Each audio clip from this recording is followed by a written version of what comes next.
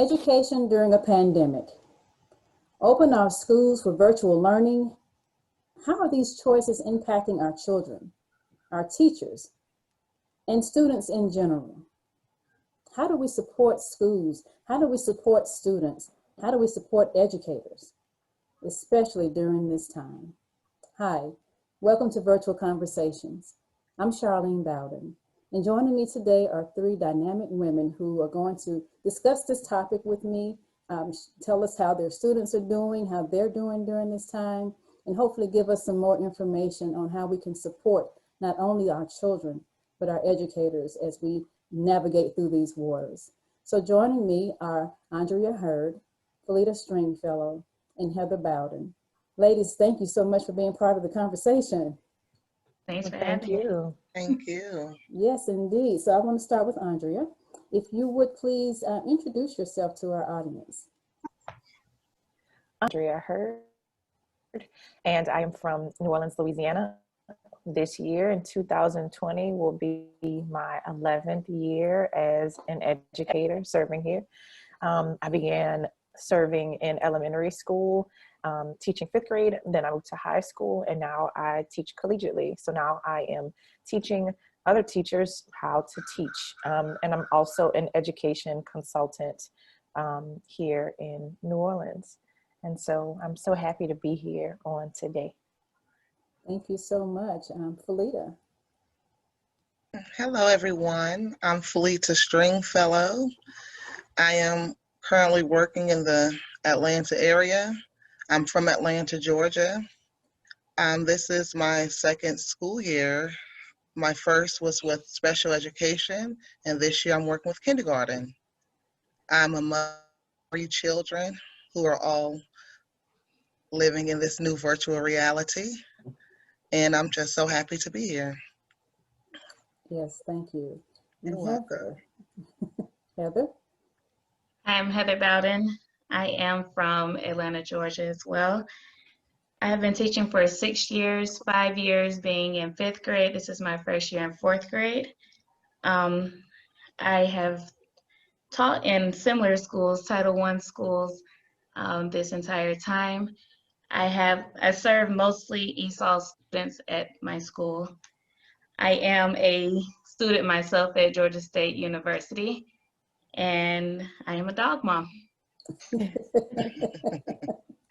So we have moms and we have a mom of a fur baby. This is all good stuff. Education is education is education, right? Yes. So ladies, let's start here. How are you and how are your students? Felita, if you want to start us in this conversation. Well, this is new to everyone.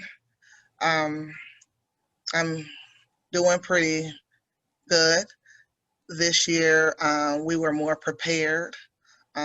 Last year, like I said, I was working with special education, so there was an abrupt end to the regular school year. But this year is going really well. The platform that we were using inside the classroom was very effective for our children in our class, so they were able to manage quite well. This year I'm with kindergarten, so a lot of times we are dealing with the parents more so than the children. Everyone is adjusting. Yeah. Some took a little longer, but as a whole, they're doing much better than the first day. Yeah. And I want you to chime in, Heather, here because Felita mentioned the younger children and then the interaction more with parents versus older children who are really just kind of more independent. How are things going with you and your students and their parents? It's about the same. They're a little bit more independent, of course, than our kindergarten babies, but still need a lot of the helicopter mom hovering over, making sure they're doing their work. And unfortunately, a lot of them don't have that. At home, they feel as though you're old enough, so you should be able to do your work, but we still struggle with them not doing their work, even though they have been entrusted to do so. Um, but overall, they did okay. Those that showed up, that were able to show up. We now have students back in the classroom. So I have 22 students in the classroom, and I have about 14 consistent students at home um, doing virtual learning. Wow, wow. That's an interesting dynamic. That's a lot of students to be doing virtual studies, and a lot of students in the classrooms. I can only imagine. Andrea, speak to that some. You work with educators. What are some of the things that you're hearing and some of their concerns?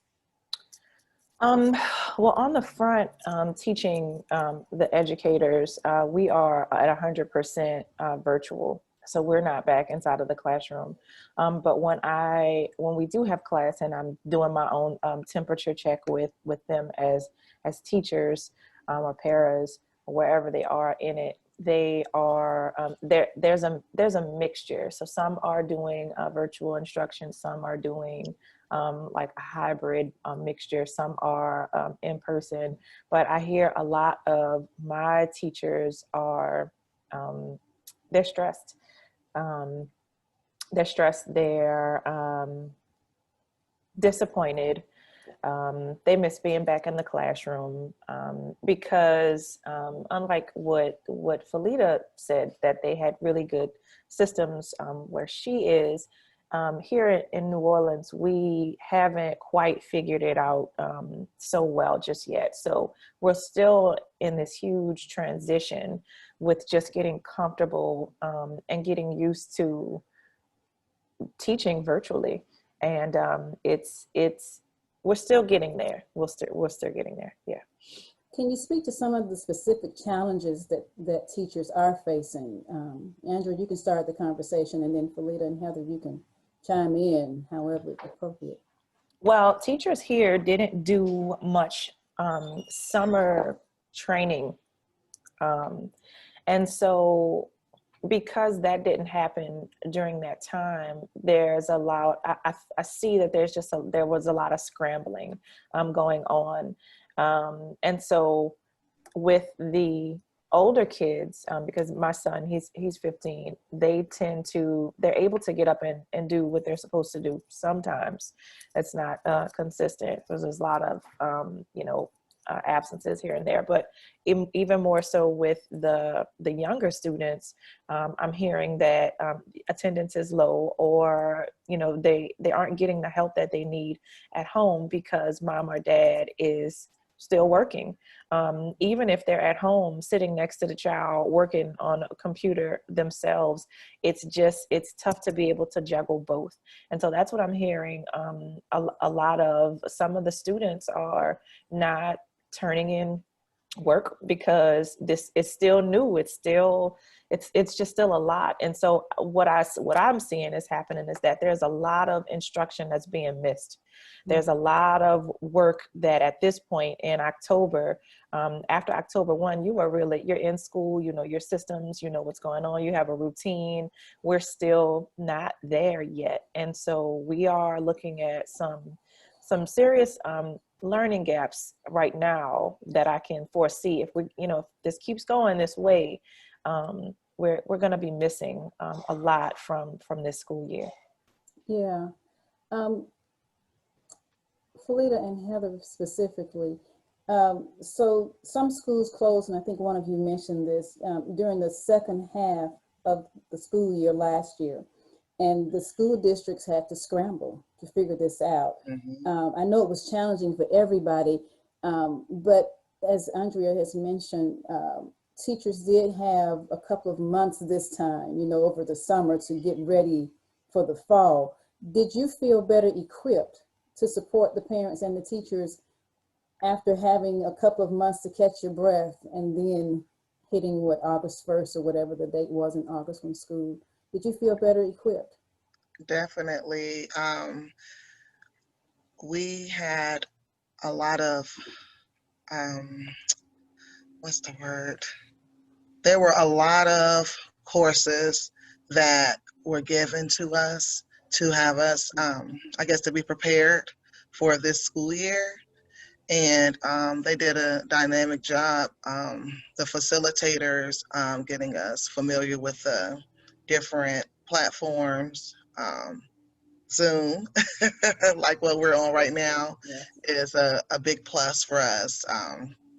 And they just basically made sure we knew the ins and outs, to not only give the lesson, but make sure that our students were safe, locking the room, to make sure that unidentified people weren't able to, get in there and stuff. But yes, definitely the summer was a great time for us to master, I guess you could say, master the different platforms so that we could have what we need to give the children so that they can have some sense of normalcy, Mm-hmm. I guess, in this virtual world we're living in right now. Yeah, yeah. And Heather, you mentioned that not only were you in a position to prepare for the children to come back in the classroom, but also to do virtual studies as well. What was the preparation like for you over the summer? For the county I work in, it was a little bit different as we have always gone into virtual learning to not have to make up snow days. So anytime we had a snow day, we were doing virtual learning already. It just looked a little bit different where we didn't do live teaching, but we still had to do lessons. We might have had to do a video if we were out for more than 2 days of our teaching. So for me, it was just about the same feeling. It was just refining my practice and finding different platforms, as Felita mentioned, Zoom. That wasn't something that we were using previously. And different ways of students showing their work. That's what I'm kind of dealing with now. Teaching math, how can I have my child to show their work? So these type of things are the pieces that we are refining so that we can continue to have normalcy, as Felita also mentioned. But like Andrea said, we still have students that struggle turning in work, even though they are here with us in Zoom for the entire day.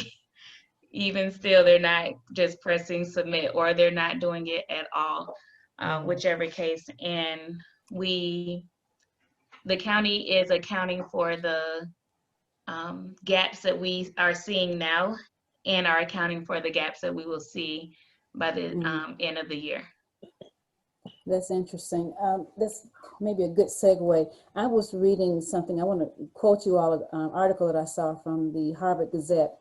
It says, in this situation, we don't simply want to frantically struggle to restore the status quo, because the status quo wasn't operating at an effective level and certainly wasn't serving all of our children fairly. Ladies, what are some of the inequities and the shortcomings that this pandemic has turned a spotlight on as it pertains to education? And Heather, you touched on that just a little bit because of how your school system had virtual learning already built in. So has this pandemic shown a specific spotlight on some things that you can speak to? The biggest thing I think that people in the education world, not necessarily teachers, but higher up in district level, I think they're realizing that some of the how highly we hold testing, that's being kind of dumbed down now. Not dumbed down, but just noticing that it's not as important as the actual teaching itself. So yes, we have to teach and assess, but do we really need these standardized tests to show us that our students are growing? So my district got rid of the district assessment for quarter one, so we did not take a district assessment for quarter one. I am assuming that they are giving us one for mid-year, but nothing has been stated definitely. So I think that the status quo, they're finding that there are other ways to get around it or to live without it. Yeah. I was so in awe of the difference between New Orleans and Atlanta, and the way Felita was explaining that they were able to do some training over the summer. And our biggest inequity here was, or it looked like, for me, in my opinion, that we didn't get to do that. We didn't have a chance of, or an opportunity for our teachers. They did have an opportunity, but we didn't do enough work during the summertime to train the teachers, to support the teachers in using the technology. And like Felita was explaining, you know, showing the teachers how to use Zoom, showing them how to create a safe classroom, be it via Zoom or virtual instruction. And so that was a huge outlier that I saw for our community here in New Orleans. And so our city is totally charter. There are no district schools here in New Orleans right now. And I found that was the biggest part of the biggest deal, because since we're so decentralized, everybody has to make their own decisions. And you know, we have all of these schools in the city, and every school is literally doing something different. And I just wished that would have been different, because we all had the same issue. We all had the same we all had COVID. And so the fact that we couldn't all attempt to say, yes, we're here, we're in Orleans Parish, this is how we're going to handle this, really stuck out for me.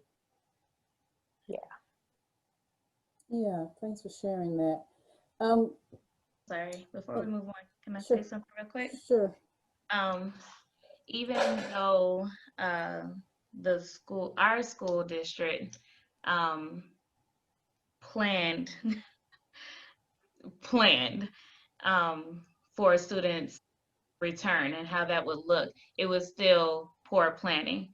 We were still caught off guard. We were still scrambling to get things together. We didn't do anything over the summer. We, for the longest time, assumed, with the number of COVID cases, we assumed, oh, well, we're not going to go back to school. We're going to start digital, continue as we did before. Then they said, well, you'll be coming back to school. Okay, but we'll still be digital. Then it changed to, oh, all the students are coming back. Then we had the parents and the teachers butting heads, because one group wanted them to come back, the other group didn't, wasn't ready, and district decision flip-flopped a lot. We found out, I think maybe a couple of days after the parents, that the students were coming back. They had the option of coming back, and I feel like it was still poor planning, even though we might have seemed as if we had everything together. Heather, to speak further, Heather is my daughter, and we've had some around the table kind of conversations about all of this, actually, but there seem to have been some concern or division or lack of clarity, I don't know which one it was, as it pertains to the teachers appearing as though they didn't want the children to come back to school. But you made some very nice, valid statements around that, Heather. Can you share some more from a teacher's perspective, especially with that conversation of, oh, the teachers just don't want the children to come back to the building? From how I perceive the parents'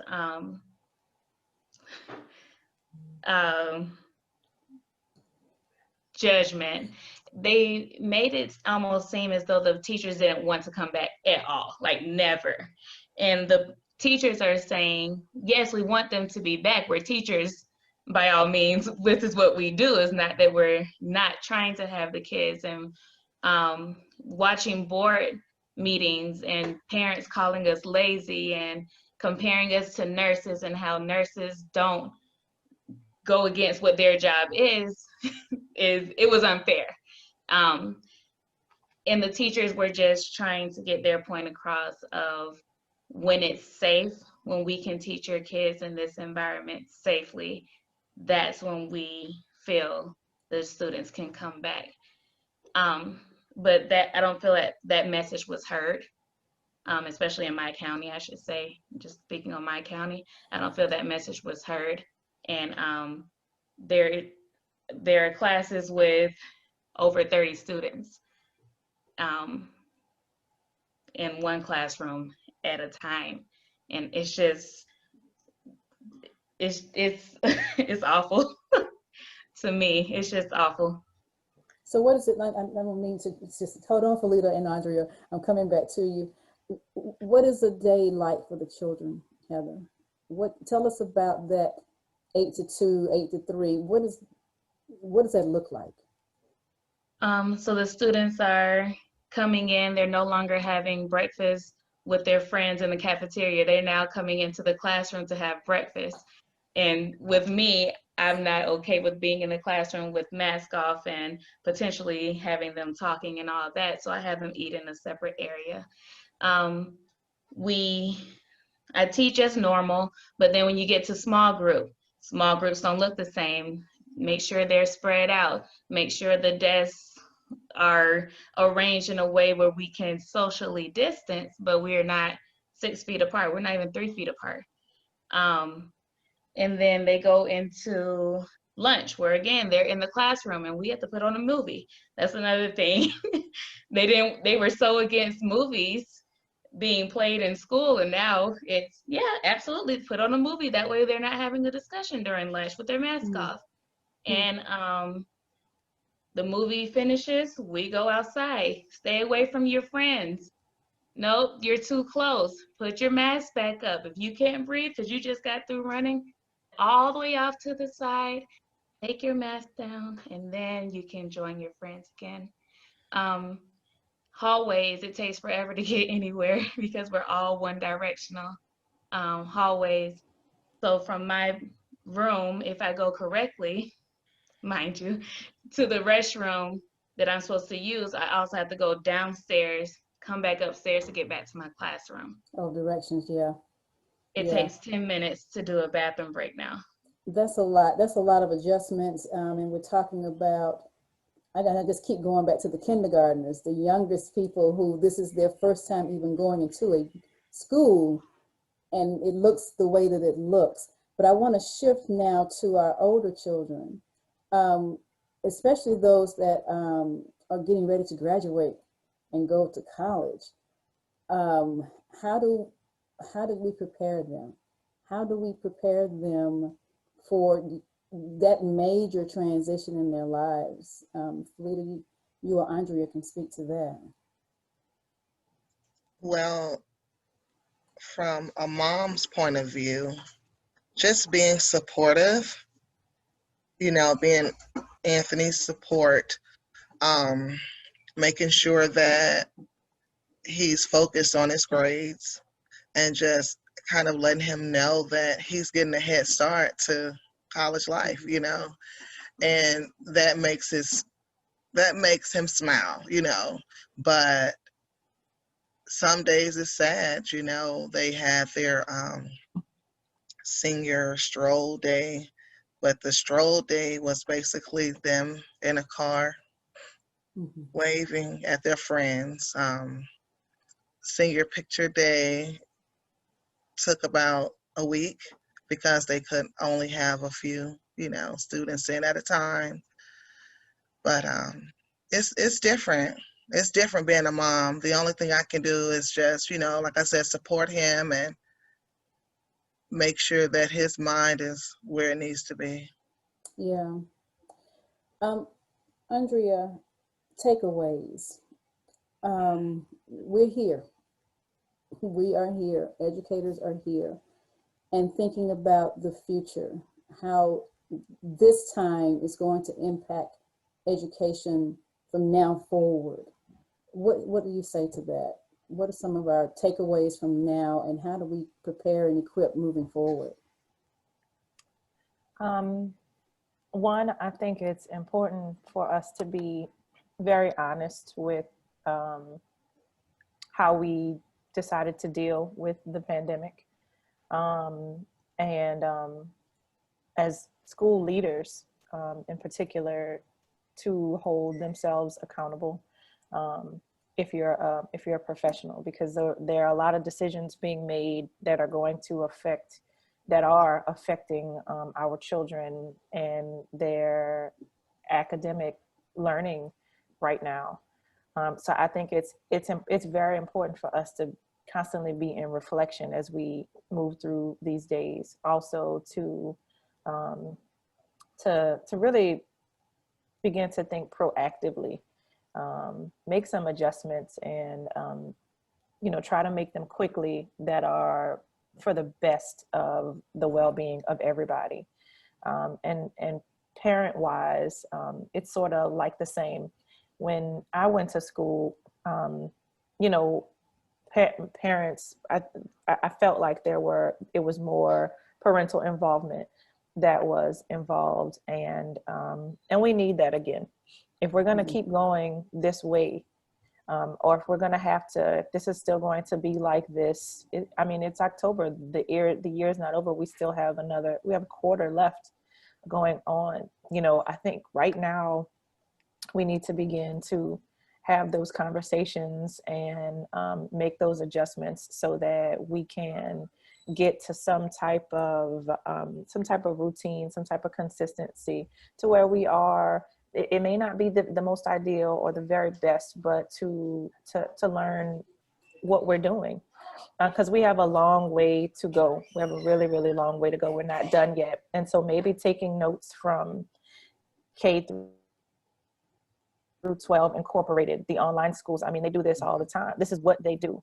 Those are the people who are experts. So maybe, figuring out how we could get some professional development from them or from their experts to quickly get in there and teach us so that we can continue to move forward and make the best of this thing. Because it's not over.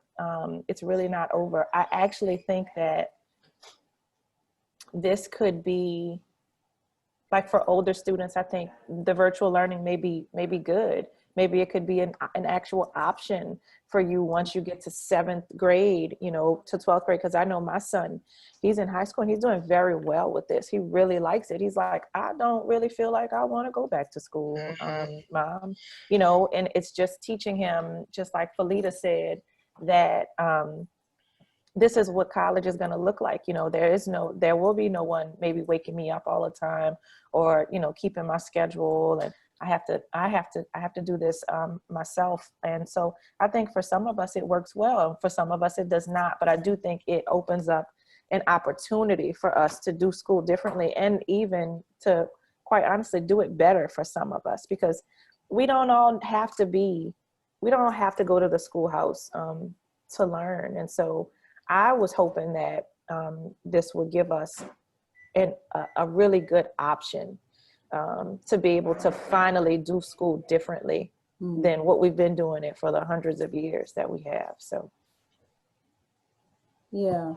Heather was about to say something. Just thinking about being in college. So for me, I didn't choose to do virtual or online classes, I should say. I didn't choose to do online classes as a college student when I was taking my bachelor courses. And I didn't choose it because I knew my discipline level. I knew how I needed to be taught. So while Andrea said that for her 15-year-old, he's liking it, he's able to do it.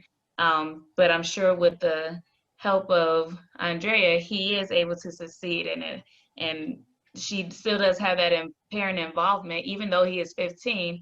I feel like that's what a lot of us are missing. And I knew I wouldn't have that in college. So I knew better than to put myself in a situation where I would have to take online classes and didn't have my mom running behind me saying, hey, did you turn in this? Did you make sure that this professor, blah, blah, blah. So I just know that for some college students, this isn't the ideal.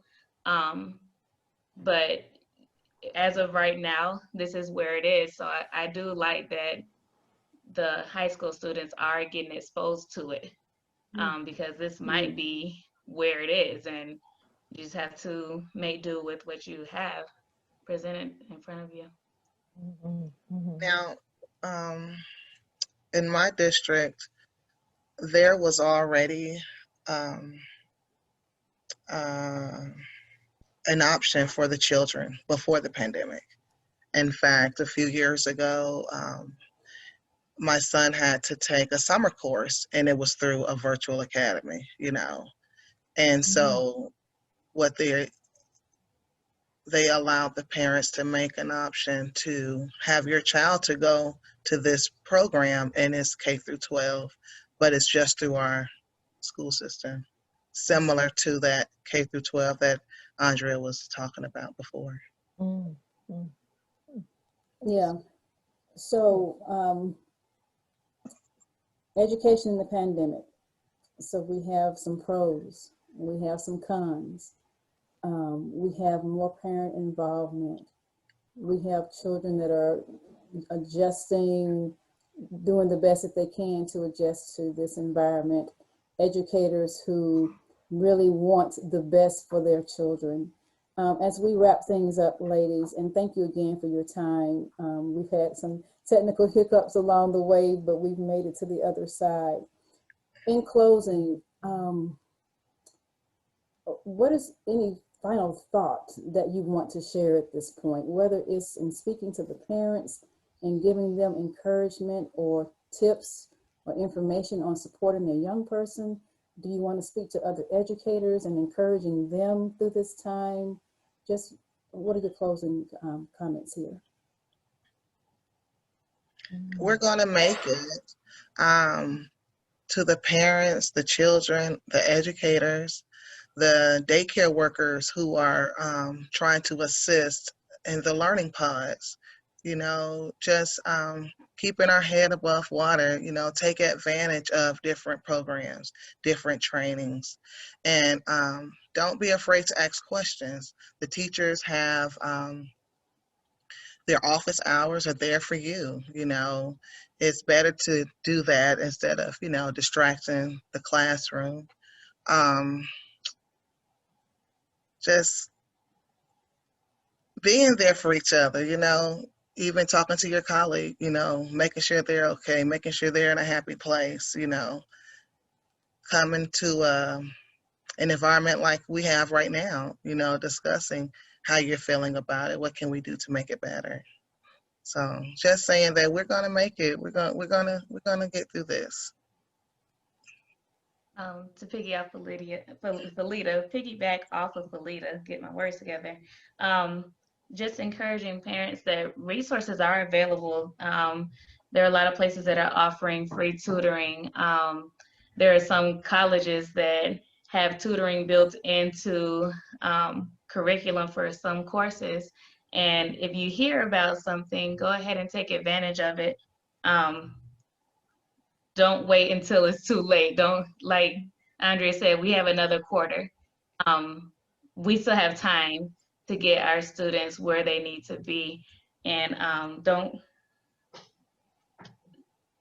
feel bad about reaching out to the teachers. Yes, we have a lot on our plate, but ultimately we're here for the betterment of our students.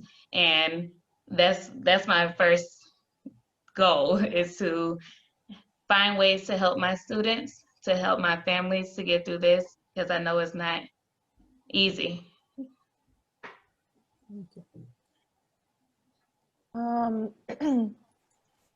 Guys, y'all y'all said that so well.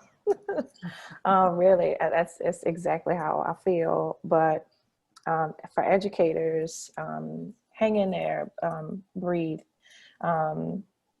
you know, during the weekend, at least take some time, take a day for yourself. Make sure that you are taking care of your mental well-being, because you're gonna have to. You're gonna need it.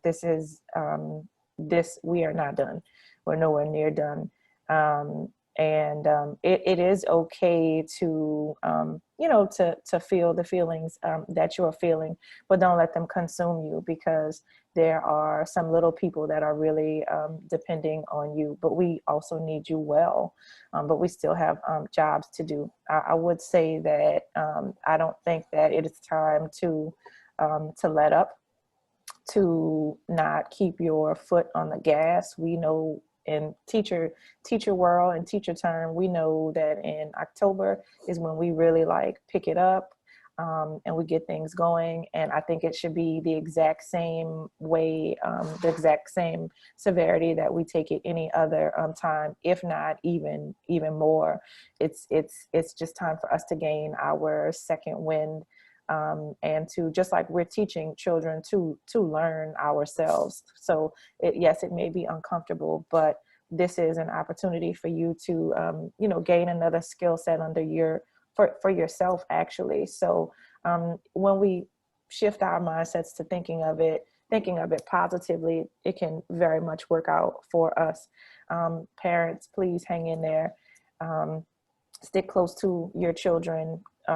Stay in constant communication with them. It's the biggest factor of this, whether this is going to work out for your child or not. It's easy for this to slip through the cracks, but make time. Make the time to either send those emails that you need to send, or make time to check those book sacks, make time to check that Power School, because you're not going to get this time back, and you don't want to wait too long and then figure out that, you know, it's too far gone. I think that's it. I think that's it. Yeah. You know, thank you all for sharing truly from your hearts. When I decided that I wanted to have this conversation on this platform about education, I really wanted to create the space for educators, for teachers, as well as parents, to have their voice heard to a larger audience than maybe the ones that you have currently. I did not factor in the emotional part of having this conversation out loud. And I've been fighting my emotions over here. I can see it in your eyes. I hear it in your voices. And I just want to say thank you all so much for your service and how you serve our children, my grandchildren, just all of our babies, whether our babies are seniors in college or our babies are pre-K or younger. Just thank you so much for your service and for your work and for caring about the well-being of our little bright minds that are coming along behind us. And thank you so much for coming by and having this conversation. And I hope to our audience, I hope that something was shared today that you can have some takeaways from, whether it's to help our parents to know that you're going to make it. The teachers, you're going to be fine. Hear the hearts of these women, these caretakers, if you will, and take this information, reach out for help and support. If you need help and support with your young people, there is help available, whether it is their teacher or another outside source, but don't sit idly by and not reach out for the help that you need. I'm Charlene Bowden. This is Virtual Conversations. So glad that you've joined us over this 4-part series. This is a wrap for now, but stay tuned with us. Visit our website, IJUproductions.com, and see what's coming up next. Thank you so much for being here. I'll see you soon.